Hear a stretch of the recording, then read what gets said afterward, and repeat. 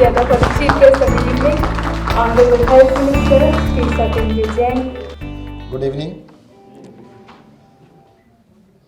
देखिएगा, इंसान जितनी तरक्की करता जा रहा है, हमारे देश में उसके साथ दुर्भाग्य के और साथ में जुड़ गया है कि हम लोग बेटियों को पैदा होने से पहले मारने लगे हैं और बेशर्मी से मारने लगे हैं। उसका मतलब शर्म भी नहीं आती हमें और दर्द भी नहीं होता है और हम उसको डेवलपमेंट कहते हैं। लोग कहते हैं कि भाई लड़का होगा, तो लोगों से बातचीत करते हैं भाई लड़का होगा तो क्या फ़र्क पड़ता है। कहते हैं लड़का होगा ना तो भाई हमारे बुढ़ापे में ध्यान रखेगा। एक सबसे बड़ी चीज़ ये ध्यान आती है कि भाई बुढ़ापे में ध्यान रखेगा, हमारा बुढ़ापे में कदर करेगा। पर आजकल तो उल्टा हो रहा है। आप अपने आसपास देखिए, चारों तरफ देखिएगा, कितने सारे एग्जाम्पल्स मिलेंगे कि बुढ़ापे में अगर ख्याल रखने वाला कोई है बच्चा तो वो लड़कियां हैं। लड़के तो छोड़ के अमेरिका चले जाते हैं। तो वो कहते भी हमारा कैरियर ज़्यादा ज़रूरी है, माँ बाप ज़्यादा ज़रूरी नहीं है। अब इसमें करना क्या चाहिए? हमने जितना भी स्ट्रेस है, पूरा का पूरा स्ट्रेस हम एक चीज़ के ऊपर लेके जा रहे हैं अब लोग कि भाई इसको रेशो को ठीक करने के लिए जो सेक्स सिलेक्शन है, जो उसको हम रोकें। भाई अल्ट्रासाउंड को हम किस तरह से रोक सकते हैं? ये तो बहुत, मतलब मैं ये नहीं कह रहा इसको नहीं करना चाहिए, इसको भी करना चाहिए। पर ये करने वाली मान लो 5 चीज़ें, 5 में से एक है, ये अकेली नहीं है। इसके अकेले करने से कुछ इफेक्ट पड़ेगा मैं नहीं मानता। आप दिल्ली में सख्ती कर लेंगे तो लोग दिल्ली से बाहर जाके डिटर्मिनेशन करा लेंगे।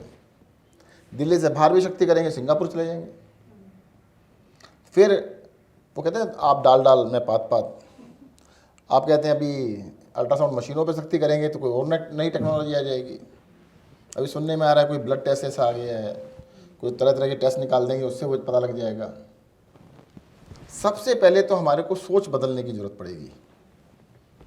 जिन्होंने ये बच्ची को पहले पैदा होने से पहले मारना है ना, उस सोसाइटी की सोच बदलनी पड़ेगी। इंडिविजुअल से भी काम नहीं चलेगा, सोसाइटी से काम चलेगा। बहुत सारे लोग ऐसे हैं जो इंडिविजुअली ये मानते हैं ये काम गलत है, और मेरा ये मानना है कम से कम, ज़्यादा नहीं तो आधे लोग तो होंगे, कम से कम सोसाइटी के 50% लोग ऐसे हैं जो इसको गलत मानते हैं। भाई अगर आधे गलत हैं तो आपको कितने लोगों को तैयार करना है? एक को, तो सारे भी मान जाएंगे। भाई आपको सारी दुनिया को थोड़ा करना है। जितने भी लोग इस बात को गलत मानते हैं तो कुछ लोगों को कह दें तो वो भी मान जाएंगे गलत है। सही और गलत को हम शेयर नहीं करते। मैं आपको एक छोटा सा एग्जांपल शेयर करूंगा। मैं बहुत साल पहले की बात है, मेरे मदर की तरफ से मैं किसी डेथ में गया, 13वीं थी, 11वीं क्लास में पढ़ता था। तो वहाँ पर सबको 101 रुपया दे रहे थे। तो मैंने कहा भाई किस बात के? कहते नहीं ये रस्म होती है, रिवाज होता है। मैंने कभी मैं तो नहीं लूँगा। वो कहते नहीं ये तो लेना पड़ेगा, और आप तो लड़की की तरफ से, मेरी मदर उनकी लड़की की तरफ से लगती थी, तो ये तो हमारे यहाँ रिचुअल होता है, ये तो लेना पड़ेगा। सभी लोग, मतलब मैं तो बच्चा ही था, 16 साल का था उस टाइम पे, 16-17 साल का। सारे लोग बड़े थे, मैं बीच में एक था और था। जो बड़े बड़े लोग थे वो सब ले रहे थे। मैंने पहले मना किया, वो नहीं माने, तो मैंने सख्ती से मना किया कि भाई ये बहुत बड़ी कुरीति है, मैं इसका विरोध करता हूँ और मैं बिल्कुल नहीं लूँगा। ये तो कोई बड़ी बात नहीं थी, मैंने नहीं लिए। बड़ी बात ये हुई कि मेरे बात किसी ने नहीं लिए। हम कहें तो सही अपनी बात को। क्या होता है कि हम कोई भी अपने इश्यूज़ को है हम अपने अंदर तक दबा के रखते हैं, पब्लिकली हम उसको शेयर नहीं करते, हम कहते ही नहीं। भाई इस देश के अंदर बुराई बढ़ जाती है आसानी से, अच्छाई नहीं बढ़ती। अगर अच्छाई को हम शेयर करेंगे तो अच्छाई भी बढ़ जाएगी। पब्लिकली शेयर करो ना, बताओ कि हाँ जी ये ठीक है, अच्छी बात है। कोई कहानियाँ है उनको सुनाइएगा अच्छी बातों की। पर हमारी सोसाइटी क्या कहती है? गलती माफ़ नहीं करेंगे। मतलब कोई भी गलती कर दे तो उसको माफ़ नहीं करेंगे, परंतु सही बात की बात नहीं करेंगे। हमें बचपन से क्या सिखाया गया? नेकी कर, दरिया में डाल, कुएं में डाल, बात मत करना उसकी। अगर आपने नेकी की बात की तो पाप चढ़ेगा, यही कहते हैं ना। तो नेकी की बात आपको कहानियाँ सुनने को कम मिलती हैं, अच्छाइयाँ अपनी सोसाइटी में सुनने को कम मिलती हैं। आपको चारों तरफ से बुरी बुरी खबरें सुनने को मिलती हैं, ये आदमी खराब, ये लोग खराब, ये ऐसे खराब, वो खराब, ये खराब। जो अच्छी स्टोरीज हैं क्योंकि शेयर ही नहीं करते, क्योंकि जो नेकी है हमें तो बताया गया था उसको दरिया में डालनी करके, बताना नहीं है। मैं कहता हूँ इसको चेंज कर लीजिएगा, नेकी कर फेसबुक पे डाल, क्योंकि आप अगर उसको फेसबुक पे डालेंगे आपका उससे कोई मान बढ़ेगा बात नहीं है, आपको कोई ना कोई कॉपी जरूर करेगा। जैसे बुराई को कॉपी करते हैं लोग, ऐसी अच्छाई को भी करते हैं। अच्छा आपने जो भी किया शेयर इट, इसमें शर्म की क्या बात है, गर्व की बात होनी चाहिए कि आपने अच्छी बात की। आप जो भी कुछ अच्छा कर रहे हैं वो शेयर कीजिएगा। और मुझे ऐसा लगता है कि फीमेल फिटिसाइड के लिए हमें खुल के बात करनी चाहिए। अगर हम लोगों से बात नहीं करेंगे तो लोग कहेंगे नहीं नहीं कोई नहीं, हमारे यहाँ तो होता नहीं है।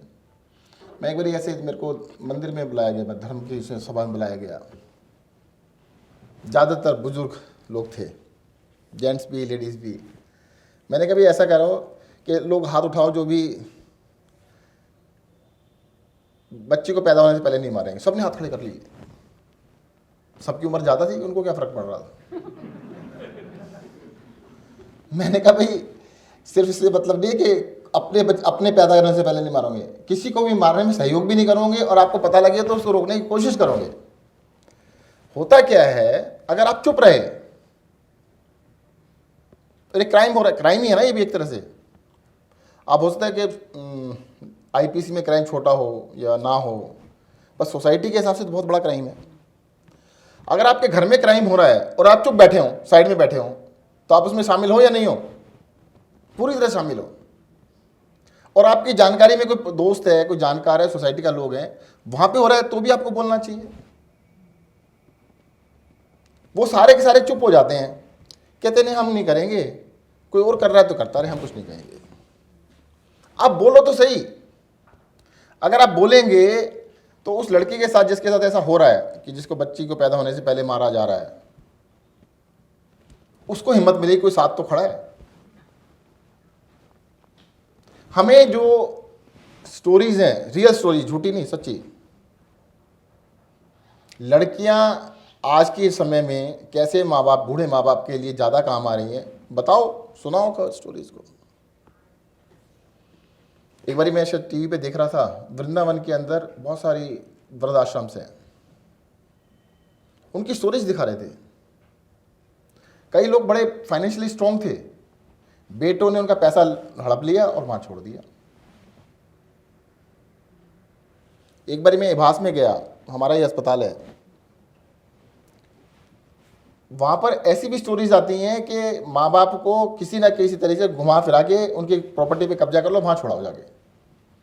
ऐसे भी लड़के हैं कि भी कब्जा, पर लड़कियों के ऐसे किस्से तो नहीं मिलेंगे कम से कम कि माँ बाप को जी मैं उसमें अस्पताल में छोड़ा है या वृंदावन जाके छोड़ा है। तो दोनों तरह की स्टोरी शेयर करो, तो कम से कम उनके दिल में ये तो ना रहे कि जी लड़की रहेगी तो हमारी कोई देखने वाला नहीं है। और दूसरा ये बता देना, वृंदावन की जो स्टोरी है ना, ये उनके साथी होते जिन्होंने लड़कियों को मार दिया पैदा होने से पहले, इसलिए उनके साथ ऐसा हो रहा है।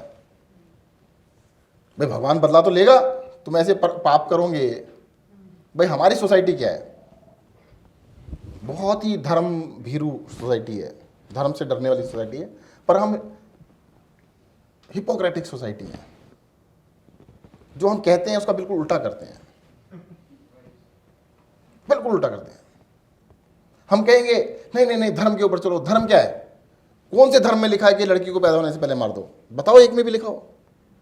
और धर्म के बड़े बड़े ज्ञानी, उनके घरों में ये हो रहा होता है। या तो वो एक्टिवली इन्वॉल्व होते हैं उसके अंदर, या इनएक्टिवली होते हैं, चुप रहते हैं। चुप रहना भी इसका मतलब इन्वॉल्व है आप। अगर इस कमरे के अंदर अभी कोई क्राइम होने लगे और आप चुपचाप बैठे देखते रहें तो आप इन्वॉल्व हैं।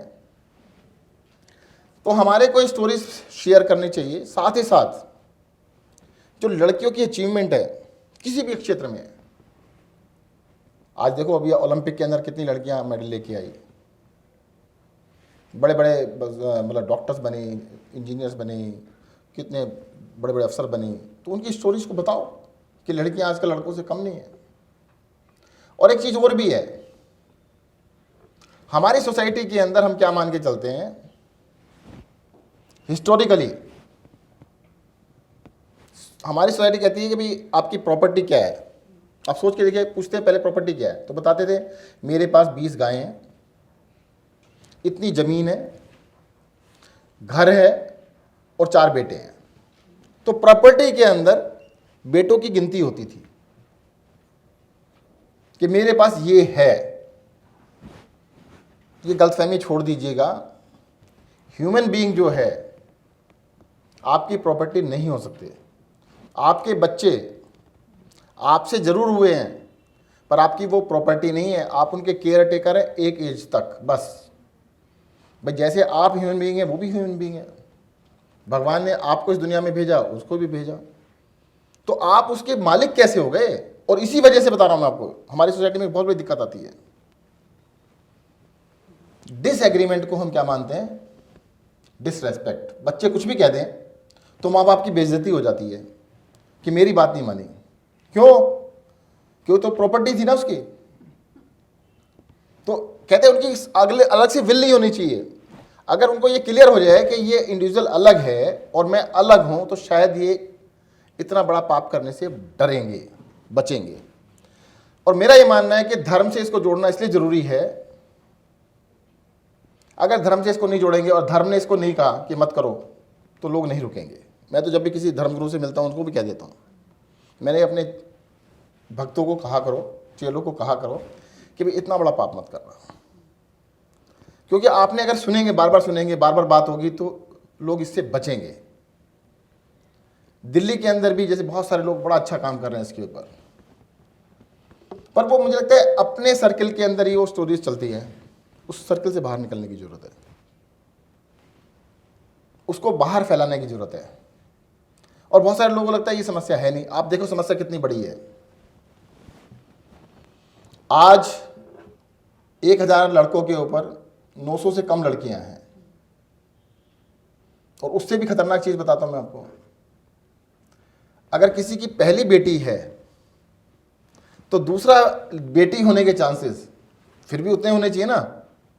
भाई अगर दूसरी बारी 1000 बच्चे हुए, सेकंड चाइल्ड, तो उसमें से 500 लड़के 500 लड़कियां होनी चाहिए। वहां पर रेशो बहुत ही डिस्टॉर्टेड है, बहुत ज़्यादा है। इट मीन्स कि भाई सेकंड के अंदर तो काफ़ी सारे लोग इसका इस्तेमाल करते हैं कि भाई नहीं, लड़की नहीं होने देंगे। तो काफ़ी लोगों को हमें समझाने की ज़रूरत भी है और सख्ती करने की ज़रूरत भी है।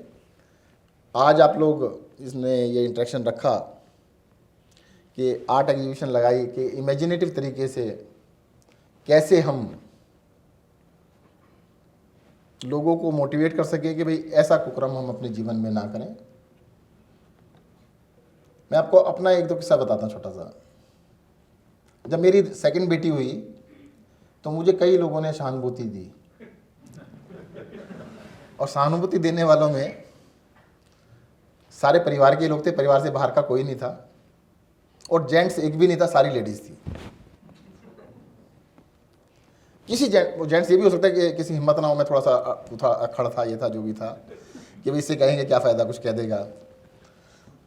तो इसका मतलब कहीं ना कहीं हमें ऐसा लगता है कि महिलाओं को भी जागृत करने की ज़रूरत है। मैं तो अक्सर ये कहता हूँ कि कॉलेज में जाओ, गर्ल्स कॉलेज में जाओ, बात करो उनसे, लड़कियों से, कि भाई शादी उस लड़के से करना, उसे क्वेश्चन पूछ लेना कि भाई अगर लड़की होने वाली हो तो क्या आप उसको मारने के लिए कुछ सोचोगे? अगर वो 1 मिनट सोचे ना, सोच के बताता हूँ, तो कहते भाई मैंने सोच लिया, अब शादी नहीं करूँगी तेरे से। कि लोगों को पता लग जाए भाई ये तो पहले प्री कंडीशन है कि हम टेस्ट वेस्ट नहीं कराने वाले। और कुरीतियाँ ऐसी ख़त्म होती हैं भाई। कुरीतियाँ समाज के अंदर से, उसको खुल के बोलेंगे, खुल के बात करेंगे, तभी ख़त्म होगी। अगर अंडर द रैप हम रखेंगे हर चीज़ को, तो शायद ख़त्म नहीं होगी। मैं आपके जो इनिशिएटिव है इसका बहुत भरपूर समर्थन करता हूँ। बहुत अच्छा आप इनिशिएटिव ले रहे हैं, और फिर से मैं चाहूँगा कि अपने इस इनिशिएटिव को थोड़ा प्रोपेगेट ज़्यादा करें। मीडिया वालों से रिक्वेस्ट करें कि वो भी दिखाएं। और एक चीज़ और, ऐसी स्टोरीज़ को आप मीडिया में दीजिए, मीडिया वाले लिख देंगे, छाप देंगे, उनको जगह काफ़ी होती है, काफ़ी स्पेस होता है अच्छी चीज़ों के लिए, पर अच्छी चीज़ें मिलती नहीं। तो हमेशा क्राइम की स्टोरीज छप जाती हैं, अच्छी स्टोरीज नहीं छपती हैं। अच्छी स्टोरीज आप इसको मौका बना के कि अभी आप मीडिया को दीजिए, वो छापेंगे ज़रूर, और उसकी वजह से मुझे लगता है अच्छा ही फैलेगी। धन्यवाद। जय हिंद, जय भारत।